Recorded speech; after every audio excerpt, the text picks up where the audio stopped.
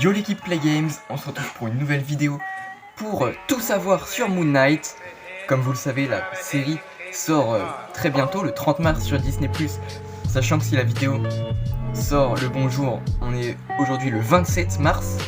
Dans cette vidéo, je vais surtout vous présenter le personnage de Moon Knight pour tout savoir sur ce personnage et mieux comprendre la série. Alors avant de commencer la vidéo, n'hésitez pas à lâcher votre plus gros like si vous aimez la vidéo et aussi à vous abonner parce qu'on refera des tout savoir sur d'autres personnages. Et puis je pense qu'il est temps de commencer. Alors on va commencer par une petite rapide surtout présentation de la série. Donc pour rappel encore une fois, elle sort le 30 mars sur Disney+.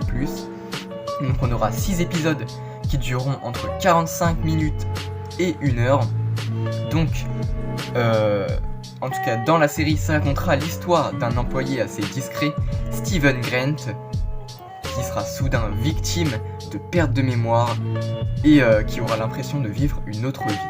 En fait c'est qu'il souffre d'un trouble dissociatif de l'identité, parce qu'en fait il va se rendre compte qu'il partage le même corps qu'un mercenaire qui s'appelle Mark Spector. Avec cette double identité, il va vivre une aventure parmi les plus puissants dieux égyptiens, tout en essayant de trouver l'équilibre entre ces deux personnalités. Au casting, on retrouve notamment Oscar Isaac, qui jouera Moon Knight. On l'a notamment connu pour The Podamron.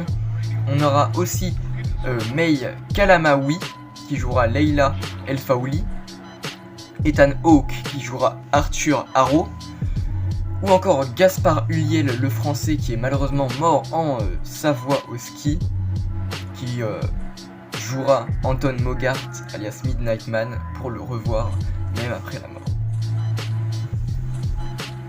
On va maintenant faire une rapide présentation du personnage, mais dans les comics en tout cas. Alors dans les comics, sa vraie identité, donc son identité légale on va dire, c'est Mark Spector, qui est un mercenaire américain. Donc comme on l'a dit dans la série, et heureusement qu'il le garde dans la série, sinon ce serait pas du tout comme dans les comics, il a un trouble dissociatif de l'identité, donc d'un jour à l'autre il peut changer d'identité sans le savoir. Par exemple, en plus du mercenaire Mark Spector, il a deux autres identités, donc le millionnaire Steven Grant et le chauffeur de taxi Jake Lockley. Sauf que tu vas me dire, mais comment il devient Moon Knight ? En fait, c'est lors d'une expédition dans le désert égyptien, sous l'identité de Mark, où il va être gravement blessé, parce qu'en fait, il va se battre contre son tout premier ennemi qu'il va rencontrer avant même de devenir Moon Knight, Raoul Bushman, qui a en fait tué Peter Albrone, donc l'architecte en chef. Donc il va se battre contre Bushman pour essayer de protéger la fille de cet architecte, Marlène. Sauf que il va perdre le combat et il va être laissé pour mort. Sauf qu'en fait, il va réussir à arriver jusqu'à la tombe du dieu égyptien de la lune, Khonshu. Son esprit va rencontrer ce dieu qui va essayer de lui sauver la vie en fait, en échange de son service éternel.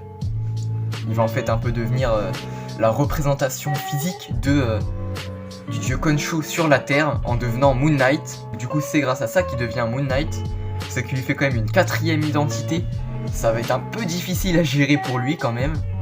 Il va donc combattre le crime en pleine nuit à l'aide notamment d'un réseau d'informateurs, donc le Frenchie Duchamp qui est son meilleur ami, le sans-abri Bertrand Crowley ou encore la propriétaire d'un restaurant Jenna Landers.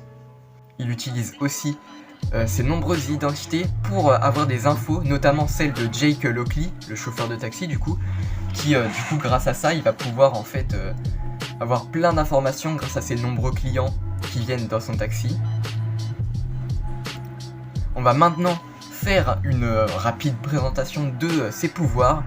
Donc comme je viens de le dire, il tire ses pouvoirs du dieu égyptien de la lune Khonshu. Donc il a une force, une vitesse et une résistance surhumaine, surtout pendant la nuit. Plus on se rapproche de la pleine lune, plus il est puissant. Donc déjà sans la pleine lune, il a quand même des facultés hors normes, il est pas mal puissant, mais en pleine lune, il devient carrément immortel en fait. Dans les comics, il peut aussi absorber les pouvoirs d'autres personnages et il est aussi immortel grâce à son service éternel à Khonshu. Après, à voir s'ils le feront aussi dans la série. À mon avis, le fait qu'il absorbe les pouvoirs, ça m'étonnerait. Et le fait qu'il soit immortel, je pense pas tout le temps, mais surtout lors de la pleine lune, à mon avis, ils le feront par contre. Et enfin, pour terminer, il a aussi un pouvoir de résistance aux attaques psychiques en raison de son trouble dissociatif de l'identité. Il a un véhicule qui s'appelle le Mooncopter. Mais qui sont les autres personnages de la série? Alors, comme vous l'avez vu dans le trailer, il y a un autre Moon Knight un peu. Donc c'est lui, hein, bien sûr. C'est Moon Knight c'est Mark Spector sous l'identité de Steven Grant en fait, où il est un peu en mode gentleman avec un espèce de costard et tout, enfin voilà. Il est surtout riche en fait, comme Steven Grant est censé être un millionnaire. Dans les comics, c'est une autre personnalité qu'il développe en fait lorsqu'il rentre à New York après un séjour en Californie. Et comme petite anecdote, il se déplace d'ailleurs en limousine. On a aussi le personnage de Layla El Fawli. Alors j'ai fait une petite recherche, mais il semble que ce personnage a été créé exceptionnellement pour la série en fait, à part si je sais pas chercher. Non, plus sérieusement, à mon avis, il a vraiment été créé, et donc ce sera une adaptation cinématographique d'un personnage qui n'existe pas encore. On a aussi Arthur Harrow qui sera le grand méchant de cette série. Donc dans les comics, c'est plutôt un méchant secondaire de l'histoire de Moon Knight. Donc en gros, c'est un docteur qui a été sélectionné pour le prix Nobel de médecine grâce à sa théorie sur la douleur. Sauf qu'on pensait qu'il menait ses expériences sur des animaux, mais en réalité il les menait sur des humains. Vous voyez le truc quoi, pas très légal. Donc Moon Knight, quand il apprend ça, il va donc devoir l'arrêter. Et enfin Midnight Man, qu'on n'a jamais vu dans les trailers, ou alors je l'ai pas remarqué. Donc en fait c'est un voleur qui frappe toujours vers minuit, d'où son nom Midnight Man, qui veut dire l'homme de minuit. Il vole non pas pour l'argent, mais pour avoir des choses rares en fait, parce que c'est un petit connaisseur en art. Après j'ai pas eu plus d'informations, mais selon moi, ça va être un petit méchant secondaire de la série, où en fait il va sûrement le combattre au début, quand il découvrira ses pouvoirs de Moon Knight, et que du coup, ce sera pendant notamment par exemple un vol, et que Moon Knight devra aller l'arrêter. Et enfin, on va citer très rapidement ses principaux ennemis. Donc les ennemis principaux de Moon Knight, on a Morpheus, Raoul Bushman dont on parlait tout à l'heure, c'est le tout premier ennemi qu'il affronte même avant d'être Moon Knight. On a aussi Anubis qui sera peut-être dans la série, j'espère. Je vous invite d'ailleurs à aller voir ma réaction au nouveau TV Spot, enfin au nouveau, ils en sortent tous les jours maintenant, du coup on va pas faire des réactions tous les jours quand même, mais comme je l'ai dit dans ma réaction, il y a un espèce de loup égyptien on va dire, enfin sous forme humaine, qui me faisait penser à Anubis. Alors après, est-ce que c'est un garde donc d'Arthur Harrow qu'on voit qu'il l'invoque, hein, ou est-ce que c'est carrément Anubis?